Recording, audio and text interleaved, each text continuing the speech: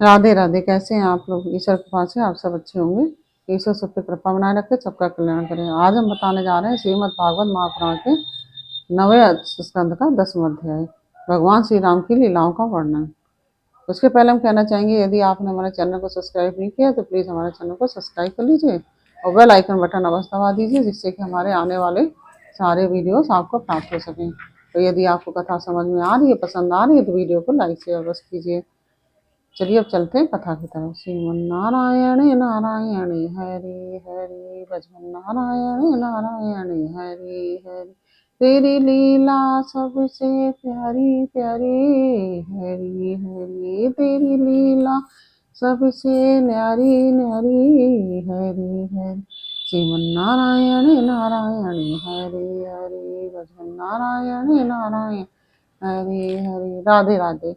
बोलो कृष्ण कन्हैया लाल की जय। श्री सुखदेव जी कहते हैं, परीक्षित, खड़वांग के पुत्र दीर्घवायु और दीर्घवायु के परम यशस्वी पुत्र रघु हुए। रघु के अज और अज के पुत्र महाराज दशरथ हुए। देवताओं की प्रार्थना से साक्षात परब्रह्म परमात्मा भगवान श्री हरि ही अपने अंशांश से चार रूप धारण करके राजा दशरथ के पुत्र हुए। उनके नाम थे राम लक्ष्मण भरत शत्रुघ्न। राम लक्ष्मण भरत और शत्रुघ्न।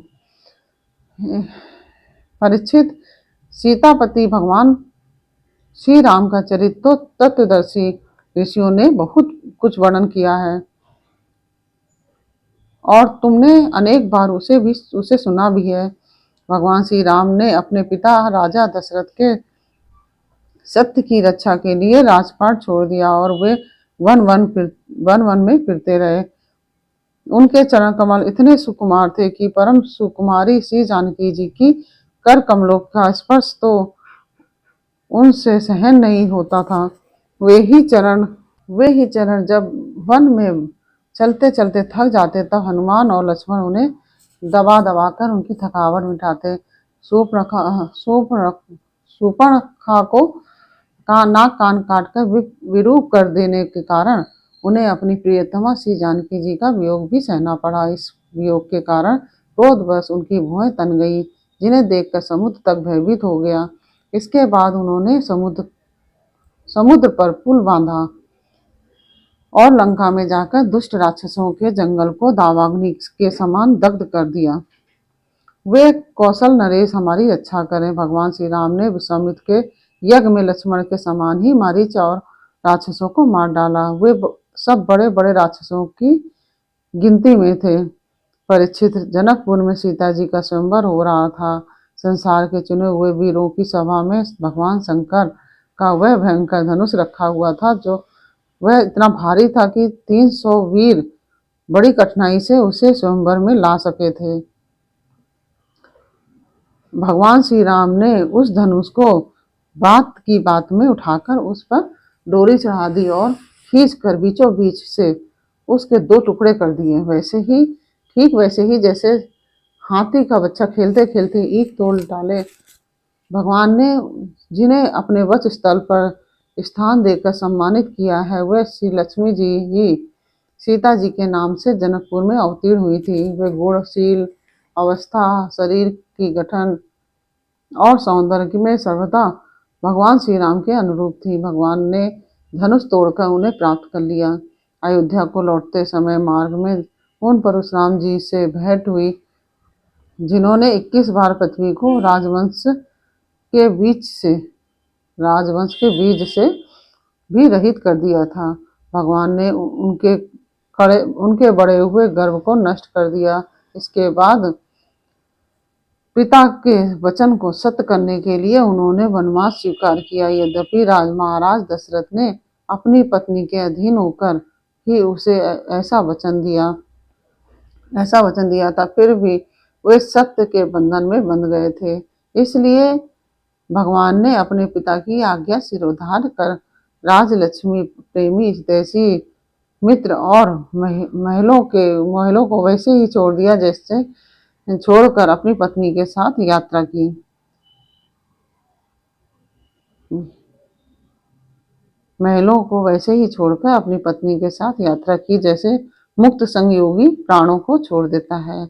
वन में पहुंचकर भगवान ने राक्षस राज रावण की बहन शूर्पणखा का विरूप कर दिया। शूर्पणखा को वन में पहुंचकर भगवान ने राक्षस राज रावण की बहन शूर्पणखा को विरूप कर दिया, क्योंकि उसकी बुद्धि बहुत ही कलुषित काम वासना के कारण अशुद्ध थी। उसके पक्षघाती खरदूषण, तीसरा आदि प्रधान भाइयों को, जो संख्या में 14,000 थे, हाथ में वाहन धनुष लेकर भगवान श्री राम ने नष्ट कर डाला और अनेक प्रकार की कठिनाइयों से परिपूर्ण वन में वे इधर उधर विचरते हुए निवास करते रहे। परीक्षित, जब रावण ने सीता जी के रूप, गुण, सौंदर्य आदि की बात सुनी तो उसका हृदय काम वासना से आतुर हो गया। उसने अद्भुत हरिण के वेश में मरीच को उनकी पर्णकुटी के पास भेजा। वह धीरे धीरे भगवान को वहां से दूर ले गया। अंत में भगवान ने अपने बाण से उसे बात में ही वैसे ही मार डाला जैसे दक्ष प्रजापति को वीरभद्र ने मारा था। जब भगवान श्री राम जंगल से दूर निकल गए तब लक्ष्मण की अनुपस्थिति में नीच राक्षस रावण ने भेड़िए के समान विधेय नंदिनी सुकुमारी श्री सीता जी को हर लिया। तदंतर वे अपनी प्राण प्रिया सीता जी से बिछुड़कर अपने भाई लक्ष्मण के साथ वन वन में दीन की भांति घूमने लगे, और इस प्रकार उन्होंने यह शिक्षा दी कि जो स्त्रियों में आसक्ति रखते हैं उनकी यही गति होती है। इसके बाद भगवान ने उस जटायु का दाह संस्कार किया जिसके सारे कर्म बंधन भगवत सेवा रूप कर्म से पहले ही भस्म हो चुके थे। फिर भगवान ने कबंध का संहार किया और उसके अनंतर सुग्रीव आदि वानरों से मित्रता करके बाली का वध किया। तदंतर वानरों के द्वारा अपनी प्राण प्रिया का पता लगाया। ब्रह्मा और शंकर जिनके चरणों की वंदना करते हैं, वे भगवान श्री राम मनुष्य की सी लीला करते हुए बंदरों की सेना के साथ समुद्र तट पर पहुंचे। वहां उपवास और प्रार्थना से जब समुद्र पर कोई प्रभाव न रहा तब भगवान ने क्रोध की लीला करते हुए अपनी उग्र एवं टेढ़ी नजर समुद्र पर डाली। उसी समय समुद्र के बड़े बड़े मगर और मच्छ खलबला उठे। डर जाने के कारण समुद्र की सारी गर्जना शांत हो गई। तब समुद्र शरीरधारी बनकर और अपने सिर पर बहुत सी भेंटें लेकर भगवान के चरण कमलों की शरण में आया और इस प्रकार कहने लगा, अनंत, हम मूर्ख हैं, इसलिए आपके वास्तविक स्वरूप को नहीं जानते। जाने भी कैसे? आप समस्त जगत के एकमात्र स्वामी, आदि कारण एवं जगत के समस्त परिवर्तनों में एक रस रहने वाले हैं। आप समस्त गुणों के स्वामी हैं। इसलिए जब आप सत्गुण को स्वीकार कर लेते हैं तब देवताओं की रजोगुण को स्वीकार कर लेते हैं, तब देवताओं की रजोगुण को स्वीकार कर लेते हैं, तब प्रजापतियों की और तमोगुण को स्वीकार कर लेते हैं, तब आपके क्रोध से रुद्रगण की उत्पत्ति होती है। वीर शिरोमणि, आप अपनी इच्छा के अनुसार मुझे पार कर जाइए और त्रिलोकी को रुलाने वाले विश्वा के कुपुत्र रावण को मारकर अपनी पत्नी को फिर से प्राप्त कीजिए। परंतु आपसे मेरी एक प्रार्थना है कि आप यहाँ मुझ पर एक पुल बांध दीजिए, जिससे आपके यश का विस्तार होगा और आगे चलकर जब बड़े बड़े नरपति दिग्विजय करते हुए यहाँ आएंगे तब वे आपके यश का गान करेंगे। भगवान श्री राम ने अनेक पर्वतों के शिखरों पर समुद्र का पुल बांधा और तब बड़े बड़े बंदर अपने हाथों से पर्वत उठा कर लाते थे। तब उनके वृक्ष और बड़ी बड़ी चट्टानें थर थर कांपने लगती थी। इसके बाद विभीषण की सलाह से भगवान ने सुग्रीव, नल, हनुमान आदि प्रमुख वीरों और वानरी सेना के साथ लंका में प्रवेश किया। वह तो श्री हनुमान जी के द्वारा पहले ही जलाई जा चुकी थी। उस समय वानर राज की सेना ने लंका के सैर करने वाले और खेलने के स्थान, अन्न के गोदाम, खजाने, दरवाजे, फाटक, सभा भवन, छज्जे और पक्षियों के रहने के स्थान तक को घेर लिया। उन्होंने वहां की वेदी, ध्वजाएं, सोने के कलश और चौराहे तोड़ फोड़ डाले। उस समय लंका ऐसी मालूम पड़ रही थी जैसे झुंड के झुंड हाथियों ने किसी नदी को मथ डाला हो। यह देखकर राक्षसराज रावण ने निकुंभ यह देखकर राक्षसराज रावण ने निकुंभ, कुंभ, धूम्राक्ष, दुर्मुख, सुरांतक, नरांतक, रहस्त, अतिकाय, विकम्पन आदि अपने सब अनुचरों पुत्र मेघनाद और अंत में भाई कुंभकर्ण को भी युद्ध करने के लिए भेजा। राक्षसों की वह विशाल सेना तलवार, त्रिशूल, धनुष, प्रास, दृष्टि, शक्ति, बाण, भाले, खड्ग आदि शस्त्र अस्त्र से सुसज्जित और अत्यंत दुर्गम थी। भगवान श्री राम ने सुग्रीव, लक्ष्मण, हनुमान, गंध, मादन, नील, अंगद, जामवन और पनस आदि वीरों को अपने साथ लेकर राक्षसों की सेना का सामना किया। रघुवंश शिरोमणि भगवान श्री राम के अंगद आदि सब सेनापति राक्षसों की चतुरंगणी सेना हाथी, रथ, घुड़सवार और पैदलों के साथ द्वंद्व युद्ध की रीति से भिड़ गए और राक्षसों को वृक्ष, पर्वत शिखर, गदा और बाणों से मारने लगे। उनका सारा मारा जाना तो स्वाभाविक ही था, क्योंकि वे उसी रावण के अनुचर थे जिसका मंगल सीता जी को स्पर्श करने के कारण पहले ही नष्ट हो चुका था। जब राक्षस राज रावण ने देखा कि मेरी सेना का तो नाश होता जा रहा है जब रावण ने देखा कि मेरी सेना का तो नाश हुआ जा रहा है, तब वह क्रोध में भरकर पुष्पक विमान में आरूढ़ होकर भगवान श्री राम के सामने आया। उस समय इंद्र का सारथी मातली बड़ा ही तेजस्वी दिव्य रथ लेकर आया और उस पर भगवान श्री राम जी विराजमान हुए। रावण अपने तीखे बाणों से उन पर प्रहार करने लगा। भगवान श्री राम जी ने रावण से कहा कि नीच राक्षस, तुम कुत्ते की तरह हमारी अनुपस्थिति में हमारी प्राण प्रिय पत्नी को हर लाए। तुमने दुष्टता की हद कर दी है। तुम्हारे जैसा निर्लज और तथा निंदनीय ऐसा और कौन होगा। जैसे काल को कोई टाल नहीं सकता, कर्तापन के अभिमानी को वह फल दिए बिना रह नहीं सकते, वैसे ही आज मैं तुम्हें तुम्हारी करनी का फल चखाता हूँ।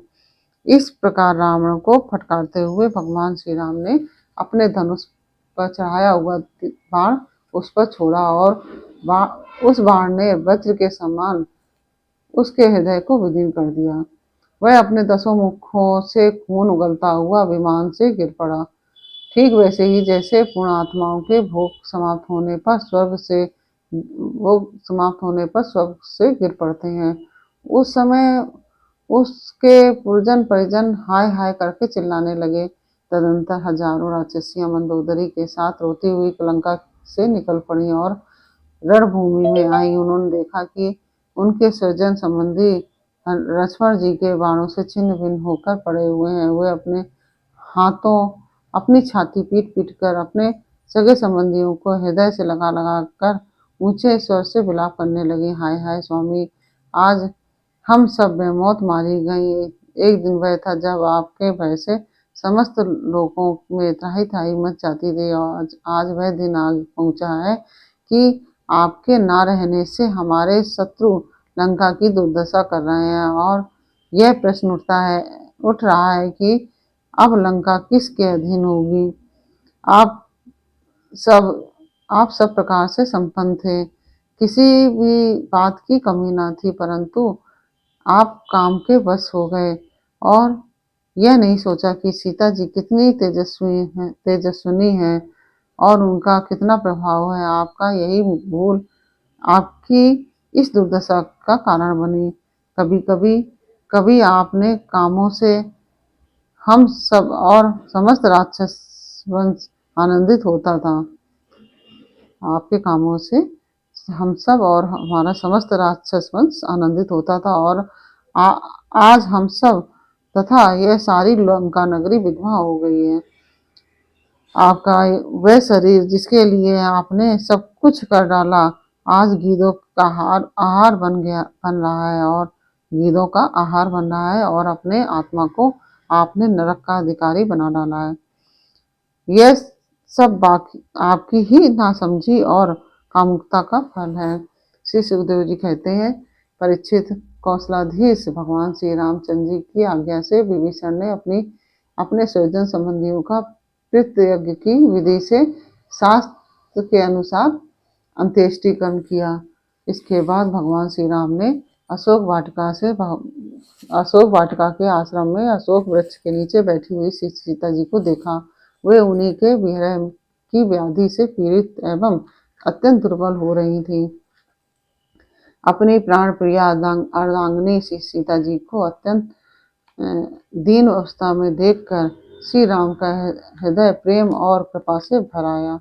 इधर भगवान का दर्शन पाकर सीता जी का हृदय प्रेम और आनंद से परिपूर्ण हो गया और उनका मुख कमल खिल उठा। भगवान ने विभीषण को राक्षसों का स्वामित्व, लंकापुरी का राज और एक कल्प की आयु दी और उसके बाद पहले सीता जी को विमान पर बैठाकर अपने भाई लक्ष्मण तथा सुग्रीव एवं सेवक हनुमान जी के साथ स्वयं भी विमान पर सवार हुए।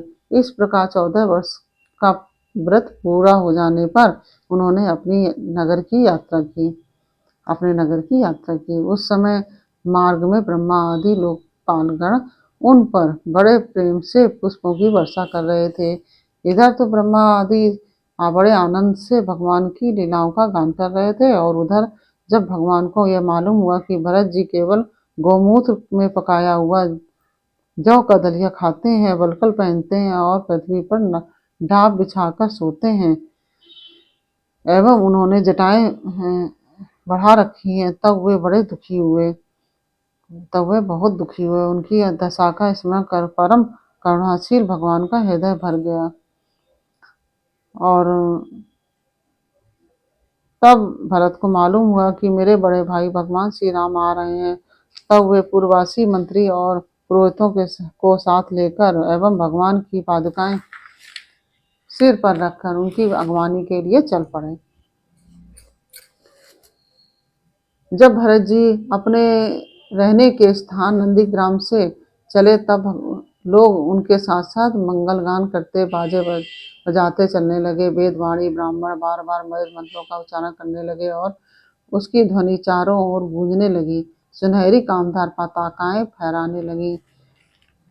सोने से मढ़े हुए तथा रंग बिरंगी ध्वजाओं से सजे हुए रथ, सुनहरे साज से सजाए हुए सुंदर घोड़े और सोने के कवच पहने हुए सैनिक उनके साथ साथ चलने लगे। सेठ साहूकार, श्रेष्ठ वीरांगनाएं, पैदल चलने वाले सेवक और महाराजाओं के योग्य छोटी बड़ी सभी वस्तुएं उनके साथ चल रही थी। भगवान को देखते ही प्रेम के उद्देश्य से भरत जी का हृदय गदगद हो गया।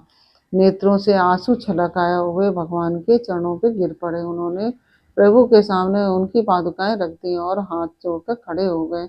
नेत्रों से आंसू की धारा बहती जा रही थी। भगवान ने अपने दोनों हाथों से पकड़कर बहुत देर तक भरत जी को हृदय से लगाए रखा। भगवान के नेत्र जल से भरत जी का स्नान हो गया। इसके बाद सीता जी और लक्ष्मण जी के साथ भगवान श्री राम ने ब्राह्मण और पूजनीय गुरुजनों को नमस्कार किया तथा सारी प्रजा ने बड़े प्रेम से सिर झुकाकर भगवान के चरणों में प्रणाम किया। उस समय उत्तर कोमल देश की रहने वाली समस्त प्रजा उत्तर कौशल देश की रहने वाली समस्त प्रजा अपने स्वामी भगवान को बहुत दिनों के बाद आए देख अपने दुपट्टे हिला हिलाकर पुष्पों की वर्षा करती हुई आनंद से नाचने लगी।